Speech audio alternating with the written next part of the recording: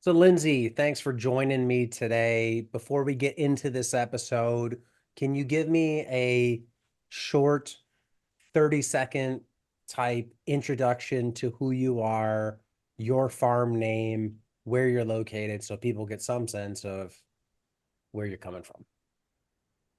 Yeah, I'm Lindsay Hauger, and we're located in Watkins, Iowa. And we're a small market garden farm. We grow flowers and vegetables, and we also have bees. And we started this probably 3 years ago. So you're somebody who's farming for you is not the first or second career. It's been down the line. And I want to go back to the beginning and really explore your journey. When you came out of high school, um, and I ask this because this is relevant to a lot of stuff I've been thinking about and talking about in emails lately. Some people have a plan, some people don't have a plan, some people have a plan imposed upon them. When you graduated in the late 80s from high school, what was going through your mind? Like what was the goal for life? Well, when you're young, you always think you know what you want to do, and you realize later in life that that probably wasn't a good choice. And when I was in high school, myself and the people I hung out with, we were considered gearheads in high school. And so I chose to go into the automotive field, and I thought, wow, I just want to work on cars for the rest of my life. And so I went and got my associate's degree in automotive repair and management, and I was off to the races, working on cars and equipment and vehicles. And then later on, I looked around and I was didn't want to be in my hometown anymore because all my friends and everybody I knew had moved away and went to college or to the military. And I felt like I needed to take a time out and just kind of figure out what I wanted to do with myself. So I enlisted in the Marine Corps and spent 6 years traveling the world and serving my country. What was one of the big takeaways from being in the Marines that's carried through specifically to business? Just a can-do attitude, and just there's always a solution to every problem. It might take a while to find that solution, but eventually, there's always a way to manage things and to do things and to get the job done. I've never been in the military, but San Diego, huge military community. In the email, you mentioned you saw the ocean in California. I'm assuming you might have been up at Pendleton, right down the road from me.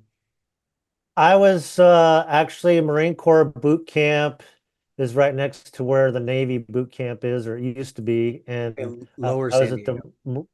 yeah, Marine Corps Recruit Depot is what they call it in San Diego. And then I ended up at Camp Pendleton for combat training after that. So being in the Marines, how does that affect your outlook on life? And I ask because I imagine there's some situations where things get sketchy and there's always a chance like you might not come out of it. You were in for 6 years. There was probably peaceful times. You've probably been in some sketchy situations. Did that change how you view life? Absolutely. I mean, when you go to third world countries and you see how other people live, it it's a very eye-opening experience. And I went in with the idea that I might not even reach the age of 30, and back then I was okay with that. And I just I wanted to travel and see the world, and I wanted to serve my country, and I got to see a lot of places that I otherwise probably wouldn't have seen. And we ended up in Somalia 3 different times, and we were actually the last unit to leave Somalia when everybody pulled out. That's kind of in that Black Hawk Down period, right? Well, we were there before that and after that, and things were a lot different afterwards as far as how we our operating procedures and how we did things. So you see things, you see how other people live very different than here. It's interesting saying thought maybe it wouldn't make it to 30 and you were okay with that. You get out of the Marines after 6 years, you kind of went down the road of firefighting and eventually found yourself owning a trucking company. You had this very circuitous path to get to where we are today, which is farming. When you look back, what what would you tell somebody in their early 20s who doesn't have a hard line?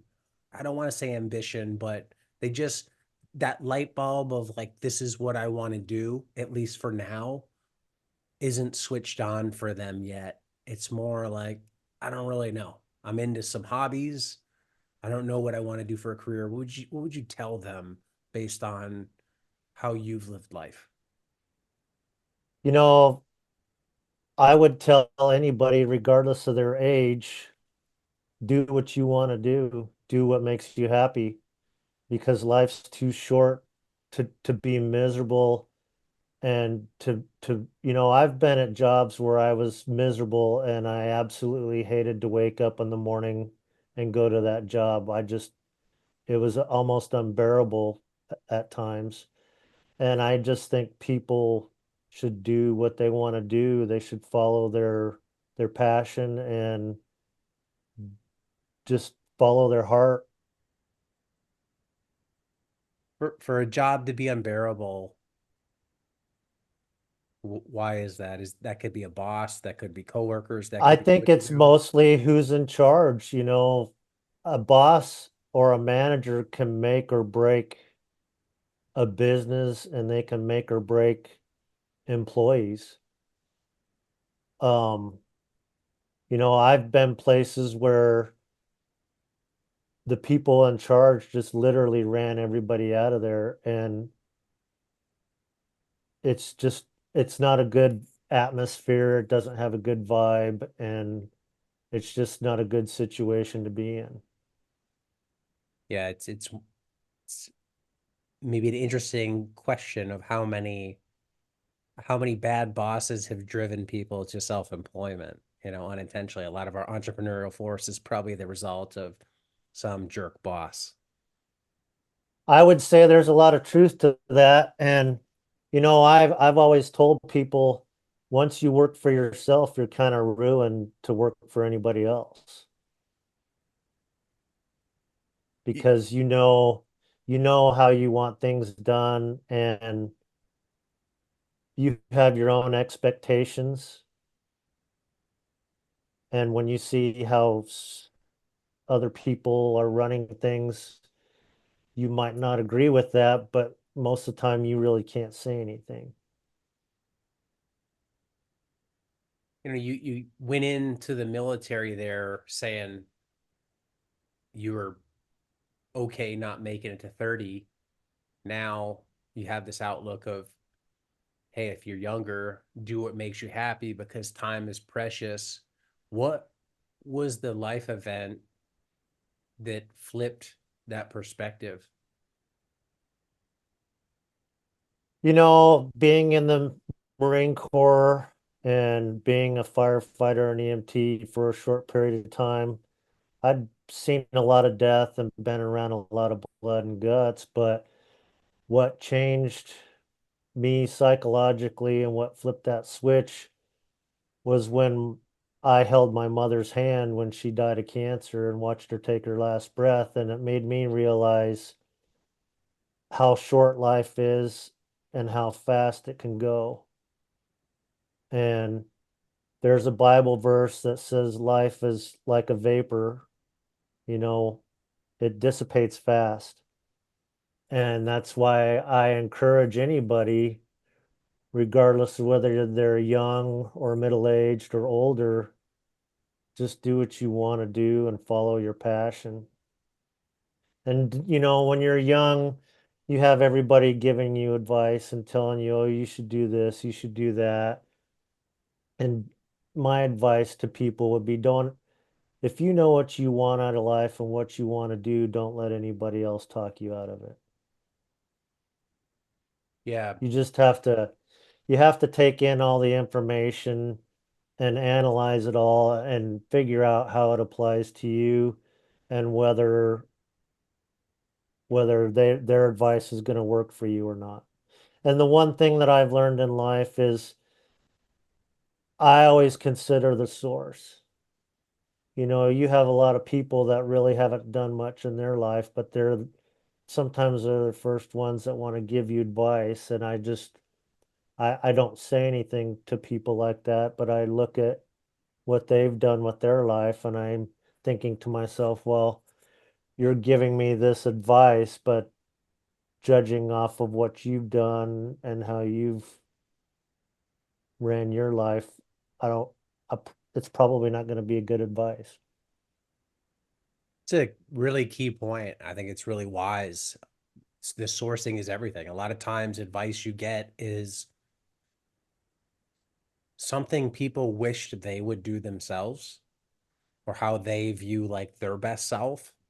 But if you audit their life, they might not do it.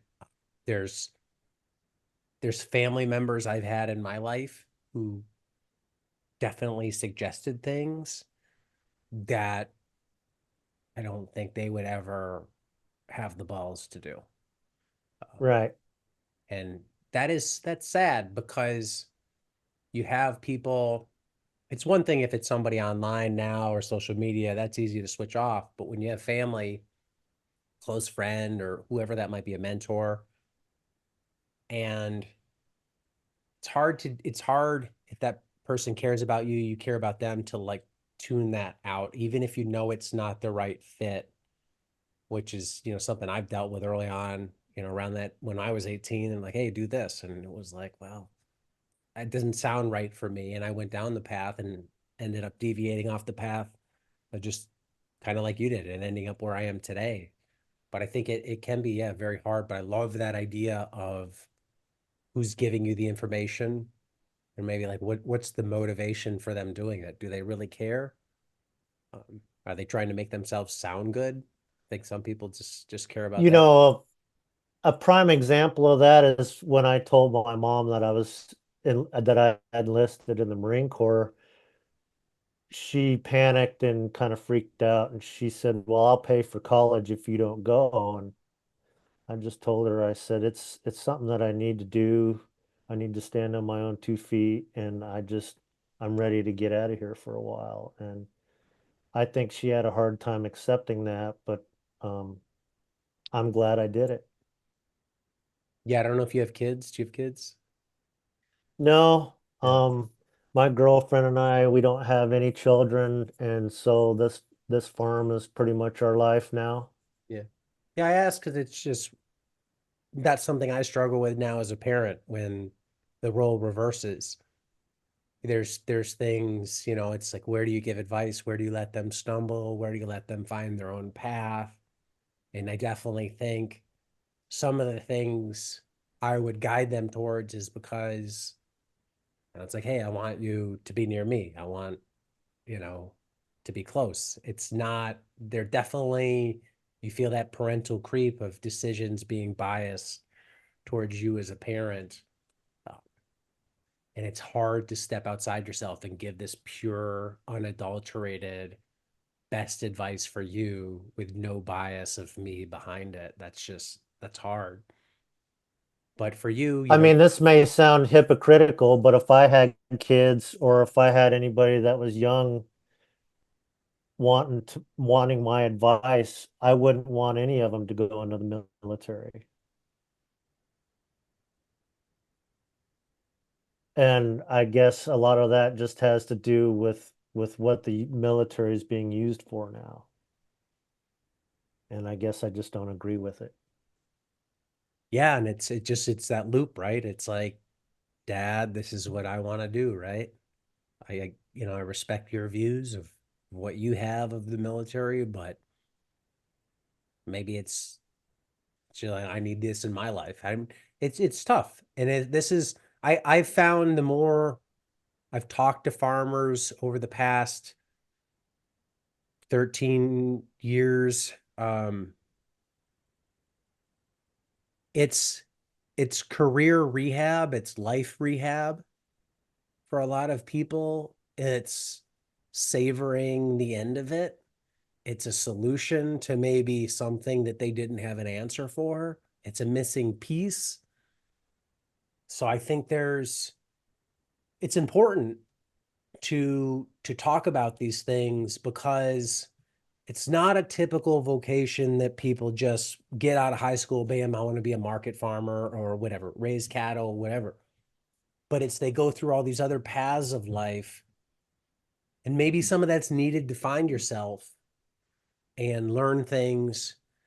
But I wonder how many farmers who are farming at your age, at my age, could have started there and been happy. And I don't know. I don't know that there's a right answer, but farming is this catch-all for this motley crew of pirates that have been on all these other adventures in life. And we all kind of end up in this little sphere where plants, soil heal us literally and figuratively. My mother grew up on a ranch over by Aspen, Colorado, because my girlfriend and I are originally from Colorado, and so I came from a livestock background. I didn't know the first thing about gardening or farming when I started this. I had never even had my own garden before this. And I can remember I wanted to be a cowboy just like my uncles, and my mom pretty much talked me out of it. And later in life, when I had my trucking company, I lived on some acreage in Colorado and I raised cattle for a while. Here where we're at now, we don't have the land and the resources to do that. So I guess that's how I ended up into bees. Yeah, They don't take up as baby much cattle, space. right? Yeah. Mini Smaller cattle. livestock. Yeah, flying. Pre farming, you owned a trucking company. What were business takeaways that came out of that were lessons for good, for bad that you learned? I think with any business, so I had my trucking company for 3 years and I specialized mostly in flatbedding. And, regardless of the business that you're in, you learn pretty quick that it can be hard to compete with the big guys, but there's ways around that. And when I had my trucking company, I had one main customer that I hauled for, and they were a tank company, and they built all the carbon and stainless steel tanks for the ethanol plants that were going in when all the ethanol plants were being built. So most of the time they had me loaded both ways, and I learned pretty quick that when it was up to me to find my own load to get back home, you learn real quick where there's freight and where there's not. And there's a lot of, you spend a lot of time looking at the load boards and calling brokers, and people are always trying to lowball you. And I think it's that way with almost any business. People are going to try and pay you the least amount of money they can.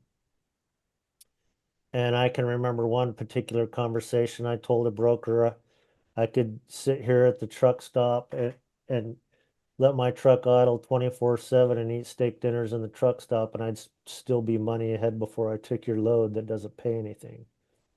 And so, the lessons learned are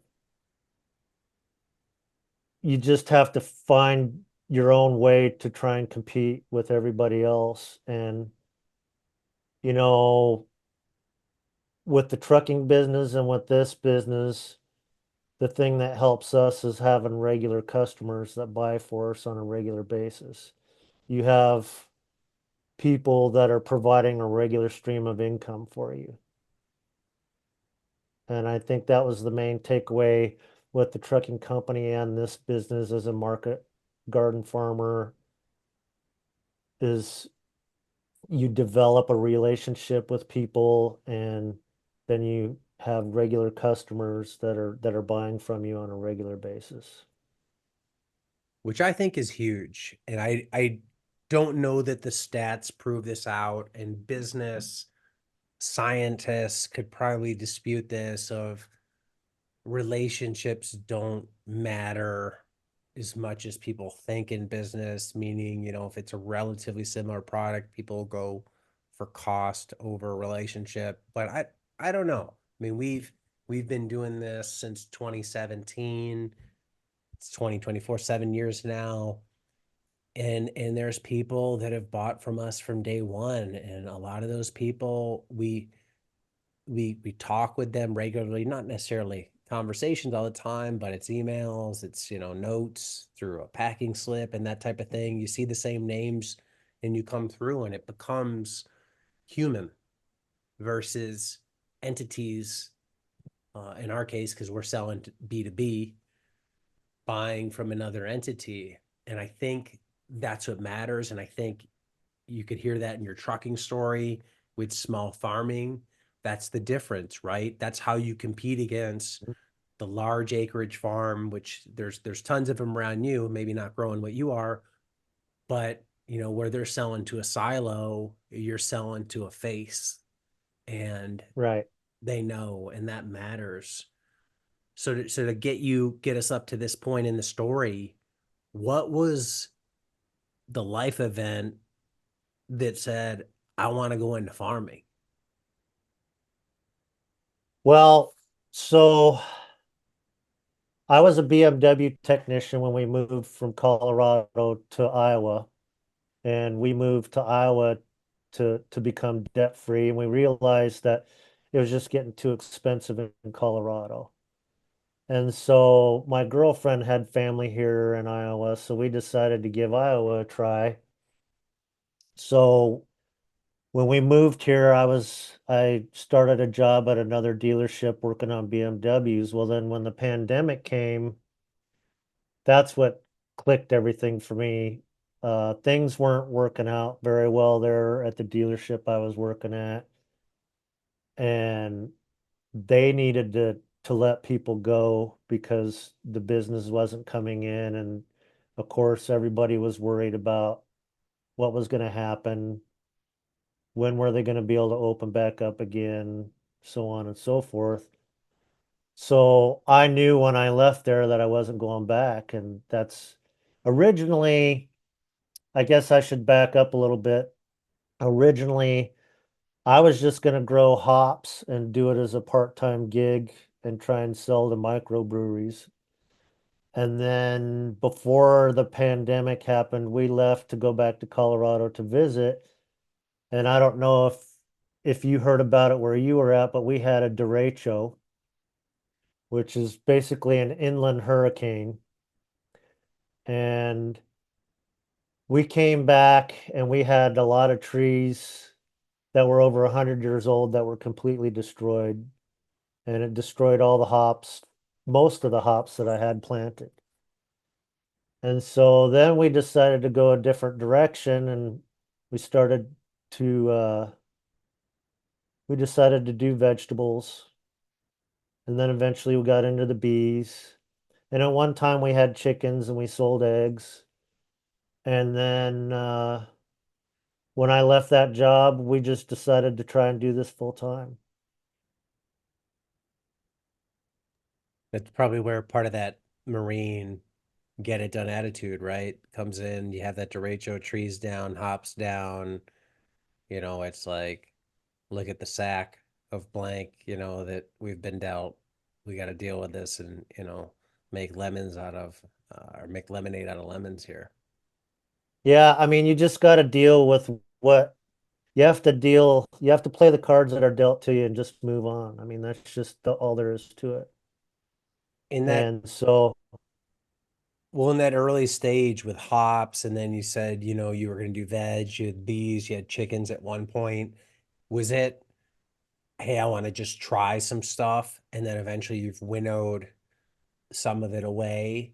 Or did you, because this is what a lot of homesteaders will do is they add, 19 enterprises all at once, and then they realize, oh my God, it's too much. We can't do it all, or it doesn't all make sense in our location. And, they, well, so we have 3 acres here where we live, and we probably actually farm about an acre of it. And of course, like everybody does, when you start growing things, you're like, I want to grow everything. And then you realize this isn't realistic. And we've had a lot of conversations. My girlfriend and I are both mid to late 50s, and we know someday we won't be able to manage this physically anymore. And so we're we're right now we specialize in garlic, green beans, and we specialize in our raspberries and asparagus. And I think the conclusion we've come to is as we get older, we're gonna shift more toward perennial crops because you don't have to constantly replant them and you can go out and pick them. So what we're looking at right now, eventually we like to joke around and say that we're just gonna do ass bees and berries, meaning asparagus, bees and berries. And I think in the long run, that's where we're gonna end up. Right now, we're big into the carrot harvest and the garlic harvest, and you know, when you when you have to harvest beet crops, that's kind of labor intensive unless if you have a machine to do it, but most market gardeners don't have that. And so I think right now we've got Amish to the north of us and to the south of us, and they all grow the same produce. And then you have other market garden farmers that are growing the same thing as the Amish. So one of the things that I've looked at, I don't want to grow the same thing everybody else is growing because that's not going to benefit us. And it's going to drive the market price down because you're flooding the market with something that's already there. So I've looked at the crops that and everything is regional, so what might work where we came from in the West isn't going to work here, and what they like here isn't the same as what people in the West would like. So I think what we've boiled it down to for the time being is roots and greens, the asparagus, the berries, and the bees, and the garlic. And we'll do a little bit of like tomatoes and zucchini and things like that because once we get our store built, we'll have customers that'll want those things. But I think for the most part, I think it benefits most market garden farmers if they can figure out what to specialize in, just like with any other business. You have to look around you and figure out what the market will bear and say, I should be doing this because everybody else is doing this. And you just you're not going to do well if you're flooding the market with something that's already there, that's very plentiful.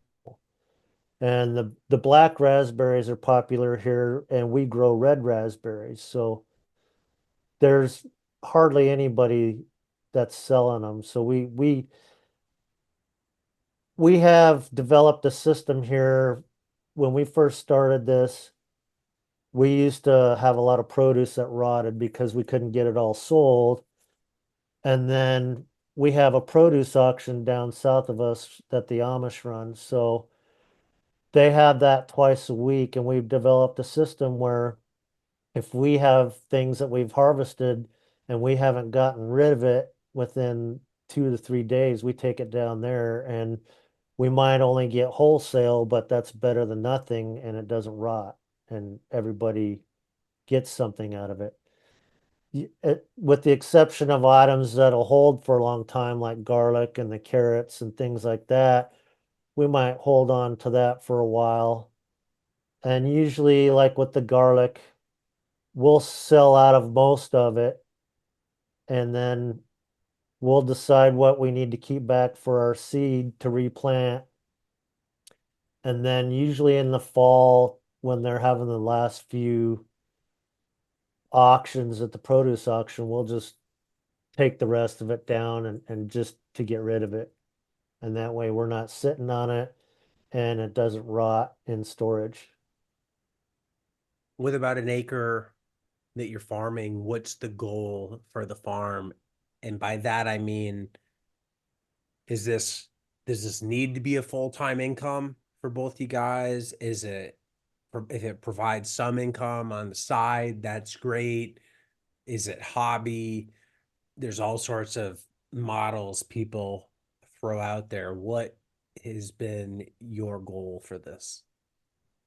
Originally it was just a side gig. And then when I left my job, it was to provide some income. And we're good in the fact that it doesn't have to provide all our income, but we've increased our sales every year and we're not to the point where a person could live off of it, but we're doing better and better every year. And I think part of that is because we've narrowed it down and found our niche with our crops. And I think as we shift our operation, that's just going to help us even more. This may be a basic question, but I know a lot of people struggle with this early on when you were looking at what crops you want to grow. How did you identify what a lot of the other farms were growing? You've said, hey, they're all kind of growing the same thing. Was that just from being at that auction, farmers markets, or just knowing them? How did you get a map? Uh, we looked at what people were selling at the farmers markets and we looked at the produce auction. You know, when the Amish bring things to auction, they bring it in bulk. And we also looked at the region where we're at, like kohlrabi is a big thing here, but everybody grows it. So that's not something that I would grow. We looked around at what people want and we also looked at what was being sold at the auction and at the farmers markets. And we just figured, this is probably what we should be doing. And some of it was by accident, like with the raspberries and the strawberries. We didn't realize how well that would sell and what the price it would command, even when we took it, like the raspberries, even when we take those to the produce auction, we still get retail price for those because nobody else is taking them there. They'll take black raspberries, but not red raspberries. So we How kind are of found our niche there. on the raspberries, how do you find that maintenance wise? The smaller hand pick, how's that been for you?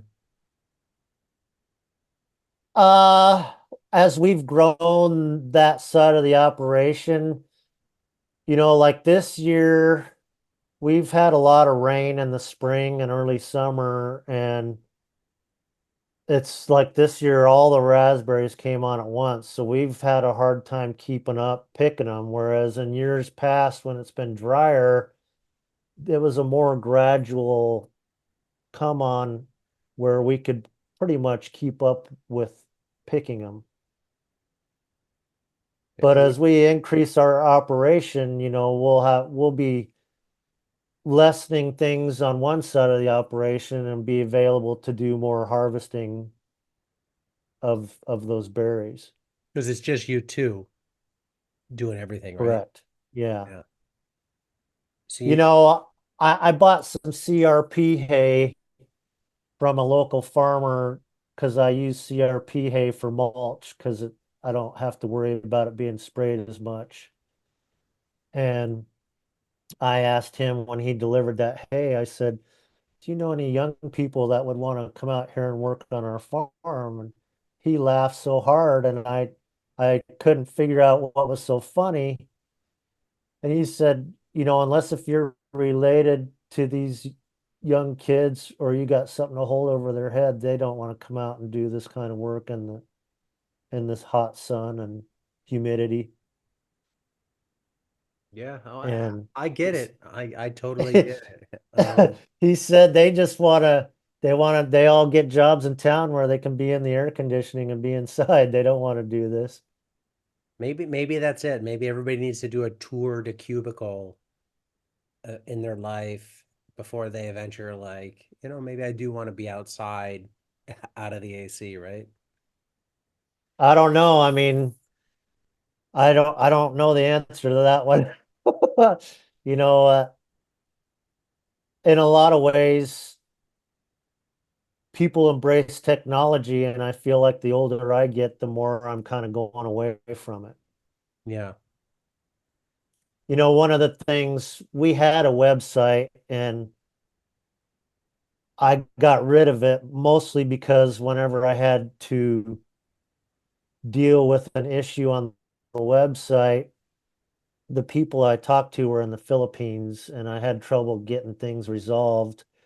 And I looked at the fact that do I really want to do online sales? And the final answer to that was no. We do most of our selling off of Facebook, and a lot of the demographic around our immediate area is retired people. So the success we've had is with using Facebook, and there's a local newspaper that comes in the mail every week, and we've put ads in there and had good success with that also. When you say sell through Facebook, can you outline what you're actually doing on there to advertise and do the sale? We tell people what's available and we list the quantities we're selling it in and the price. And then people usually message us on Messenger and say, hey, I'm interested in this. And so, like where we're located at, we're west of Cedar Rapids. It's about a 15-20 minute drive. And we've got people that have placed orders. And so we'll end up getting everything together for what people have ordered. And then we'll have a central meeting place where everybody will come and pick up what they've ordered from us. When you And post a that lot of initial, times well, let me hold you up there for a sec. When you post that initial list, is that on your page or in some sort of local group? it's on our page, but it's also attached to groups that are on Facebook for our area. So when we list something on our Facebook page, it'll go out on those groups also. Right. So you do that, those sales. You also have the store on farm? We're getting ready to start construction of the store, and we're hoping to have it open by fall. Okay. And what's the thought there? So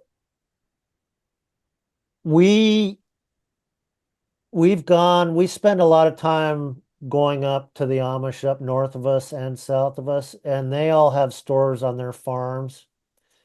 And what turned the light bulb on for me was in our immediate location, you have to go 20 or 30 miles in any direction to get to a grocery store.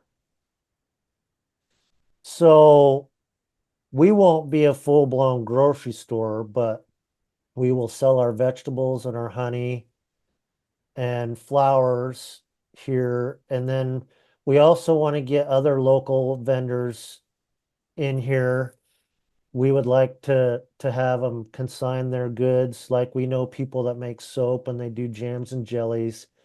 I know another guy, he does beef and bees, and just kind of collaborate with other people to sell out of our store.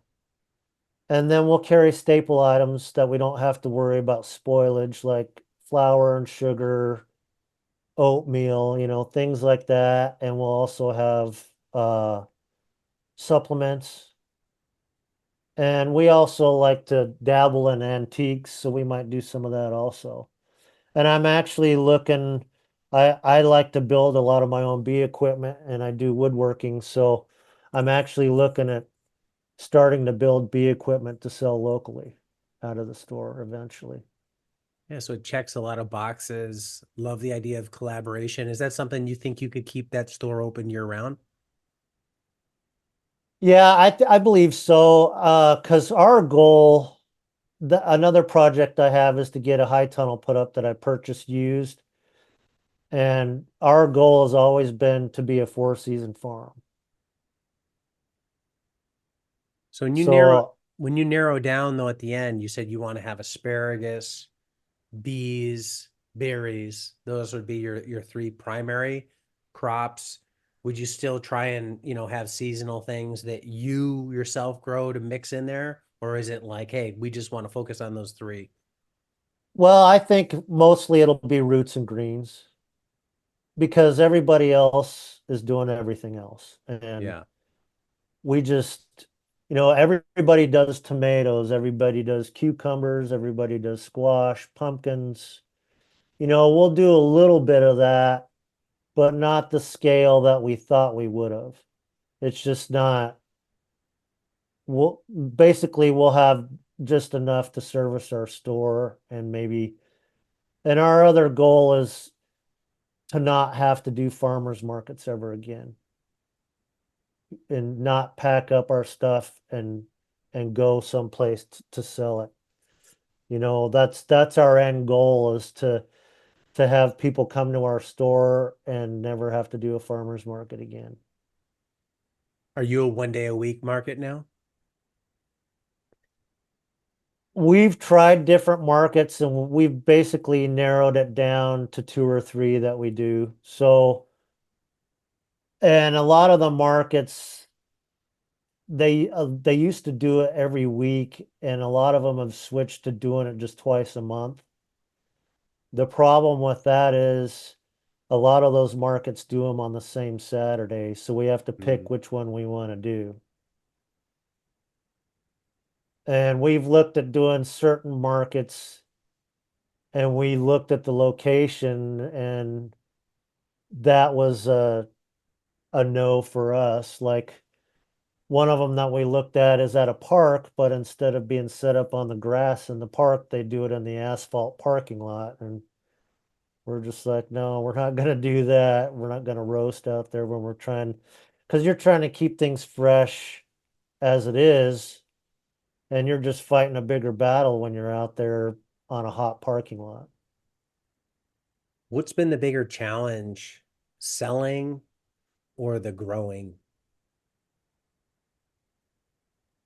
I think a little bit of both.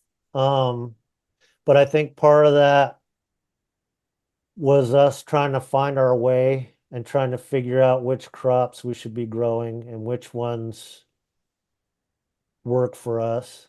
How many years did it take you to get to that? How many years of figuring it out was it, would you say? Well, we're in our third or fourth year now, so it's pretty much taken that whole time. So the first few years were just really try stuff, see how it works, try stuff, see how it Yeah. works. And now you figure like you have a more solidified crop rotation, or not crop rotation, but offering of crops that you want to take to market. Yeah, we figured out that we just need to specialize and we've met people, that do nothing but blueberries. And we had a guy that stopped by here.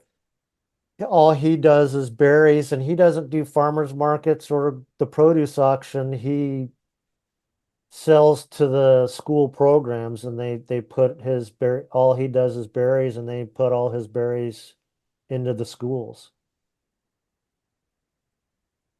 Yeah, there's something about And so, specialization and perennials that as you get older, it sounds really attractive. Like I never really grew berries much where we live. We've been here since well, about 13 years at my location. I planted blackberries about 2 years ago, and this year they're just loaded.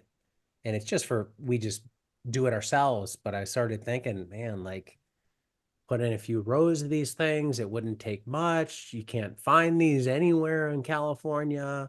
They're super perishable. So it's like the profit or the price is high. It's got this kind of agritourism thing to it.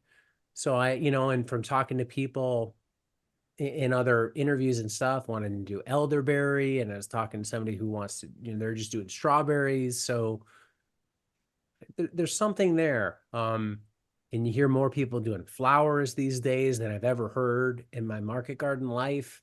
So the old model of the CSA farm that grows everything, or maybe the more newer model of, here's the six most popular crops, grow those. Obviously, those work in certain locations for the right customers, but it's not the only path, and there are alternatives out there. When you looked at hops, curious on that, do you think if you didn't get that, I forget what you call that inland hurricane, but if you The didn't get that, derecho. the derecho, if that derecho never came, do you think hops would have been successful? I really don't know the answer to that. I just don't have an answer for that.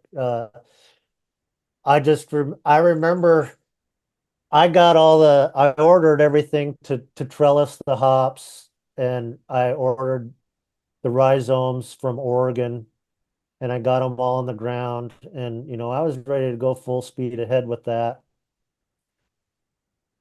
I believe it probably would have been successful to a certain extent, but I still think at some point we probably would have pivoted our operation Yeah. anyway. Switching back to the store, hoping to have that open in the fall. What is Facebook going to be your main generator to try and get people to come out to that? Yeah, we'll do Facebook, and we'll do that mailer newspaper. We've had uh other sales that we've done, and we've had success with both of those. Mhm. What do you need to take in a week for that to be successful? Like what type of like top end revenue does a farm store need to make for you? 1,000, 5,000, 500? We don't have a hard set number in place. Because we're in a part of our life where we don't really need it to live off of. And of course, whatever we can make would be great. And I feel like, the old saying, build it and they will come. I truly believe that. And, we look at the Amish business model, and they do a lot with greenhouses and a lot with their community stores on their farms. And they're all very successful here with that. And that was one of the things I joked around about. I said, well, where we're at, I don't have to compete with the Amish because they're not close to us. And so that was one of the many things I looked at when I made this decision to try and do this. At this stage of You know, your life lives, is farming more something we want to do with our time than having to be a career? And I'm trying to be careful how I phrase it because obviously you wouldn't be doing it if you were losing money and having to pour money into it. So I'm assuming right. you need it to pay for itself, but it doesn't have to be a massive income generator. So is this a lifestyle business, really? I think it is. Um, we spend most of our time here, and we enjoy the peace and quiet. and we enjoy being outside. But the main part that I want to expand the most is the beekeeping part of the operation. Why is And that? if I had to choose between beekeeping and farming, I would choose the bees. And I enjoy that the most. And a person can make a lot of money selling bees more than the honey and probably more than the equipment. Meaning bees used for other beekeepers, bees used for pollination. Bees for other beekeepers, both hobbyist and maybe commercial. Um, I look at people that have been doing beekeeping, like there's a guy that I've looked at. He's in Vermont. He's been a beekeeper for 50 years, and he talks about how the prices of everything have changed, like especially if you have to buy bees. And it's just unreal to him how expensive like a package of bees or a nucleus colony of bees cost now. You're talking hundreds of dollars. And so, even if you do beekeeping as a hobby, it's like anything else. It doesn't seem that expensive and it doesn't seem like it's that complicated till you start doing it and then you realize there's a lot more to it than meets the eye. And so we're just starting our own breeding program and I've just been teaching myself how to graft queens, so that's where we're headed with that. And we're gonna, we bought bees for the last time this year. I told my girlfriend we're not buying bees anymore, and we're gonna start our own breeding program. So I just spent most of the day today in the bee yard, and one of the first things I did this morning was grafting queen cells to start new queens to make new bee colonies. A continuous learning process, I bet. This It's been a learning process for me starting the market garden farm. Like I said, I didn't have a background in farming or gardening or any of that. And after the first year, I realized I really didn't know what the hell I was doing. And I was like, something's got to give here, something's got to change. And I actually ended up taking a market garden farming course from Neversink Farm online. And then I also ended up taking a beekeeping class from a local beekeeper here in Iowa, and that was worth the money for both of them because it helped me out a lot. Is there anything you know now that you wish you knew before you started farming? Specific to vegetables, not necessarily the bees or the raspberries. Um, the biggest thing is probably doing more research, and if you have somebody that can be a mentor that you can learn from, even if they're not nearby, that I think that would have helped out a lot. Are And the I think the biggest thing is when you look at what you're going to spend your money on for equipment and tools, that's pretty important, especially if you're on a limited budget. And I think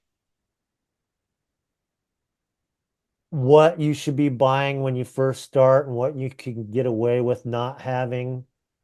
We spent we've got a greenhouse that we use for starting our seedlings and everything, and that was pretty expensive to build. And I built my own germination chamber because I looked at what a commercial germination chamber costs. I'm like, I can build one of those. It's just a box with a steamer and some fans and shelving. I mean, and I built mine from scratch and it works good.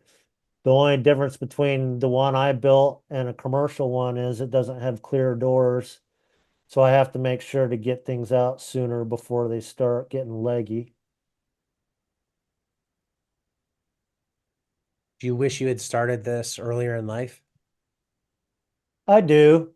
I actually looked at starting it when I was in Colorado, and I wasn't able to because I had to sell my property, and that's a story in itself. At the time, I was working for the railroad and they kept laying me off, and eventually it got to the point where I wasn't able to keep that property anymore.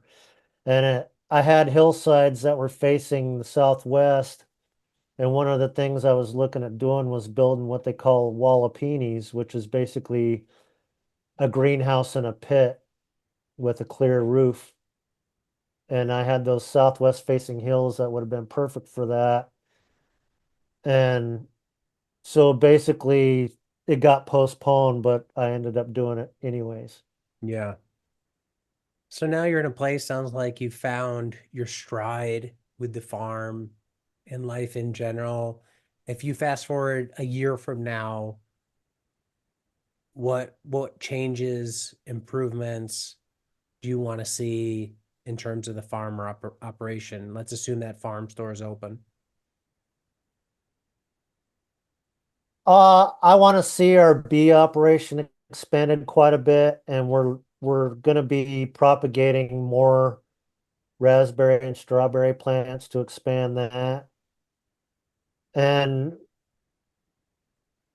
with the grace of God, hopefully our store will be doing very well. And I think in the beginning, we won't be open 7 days a week. We know that for sure. But I think in the beginning, when we first open it, it'll probably be a Wednesday through Saturday type thing, or maybe a Thursday through Saturday. And of course, like everybody else in this business, we'll have summer and winter hours, so that'll change along with the seasons. Yeah, for sure. It'll be an interesting story to follow, and I'd love to hear how that store is after it's been open a while, just the whole management of dealing with other farms or suppliers, vendors, and how that all works, where there's demand, the margins on that. The farmers I've talked to doing it, the ones who've been successful have been really successful. And I think the whole key is getting the customers in. If you can get the customers in, I don't think finding the products necessarily the hard thing. It's building that customer base and put enough stuff in there and you become the one-stop shop in this little mini food desert that you're in. And you got a successful business that doesn't require you to go anywhere to run it. You're right on property, which is what you want. Yeah, and we're actually friends with an Amish lady who's had a store for over 40 years, and she was very forthright with sharing who her suppliers are for everything. And so we already know where we can get a lot of the staple items from. And depending on what else we decide to carry, we already have that lined up. So when we get ready to actually do something, we have the points of contact and the business names, and we don't have to try and figure that part out on our own. With other Amish farms in the area, sounds like some or many of them have stores on them. Could be competition, but you just think, hey, we already have customers buying from us now. And then the whole idea is let's just sell those customers additional products. Well, the Amish farms are far enough away from us that they probably really won't be competition, because that's one of the things that I looked at. Got it. And they're at least an hour in each direction from us, 45 minutes to an hour in each direction. So Okay, so really north far. and south of us. So we're kind of in the middle, which is beneficial to us. Yeah, well, best of luck with it. I hope it goes well for you. Have a great opening of that and great rest of your growing season. want to thank you for coming on and sharing your story today. Appreciate it. Thank you. Thank you for hosting me. Thank you for having me.